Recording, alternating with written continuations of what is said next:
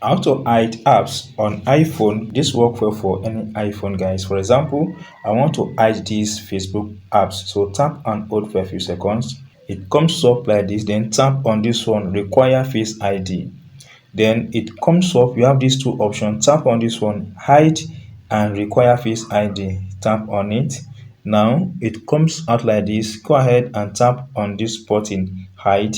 You can see that it takes away that particular apps from your device. Now these apps will not be available even if you try to search from here. Let's say I try searching it here, guys. You can see it's not coming out. Facebook is not coming out here. Even it will not come out on the search history, it will not come out on Siri. So that is how to hide your Facebook app or any other apps on your iPhone. Now to bring this app back to your iPhone is very simple. Come over to this place, app library, scroll down, guys. You should see this hidden button, tap on it. Now it requires your face ID to unlock. Then tap on hold a few seconds, then tap and add to home screen, then tap on hide apps.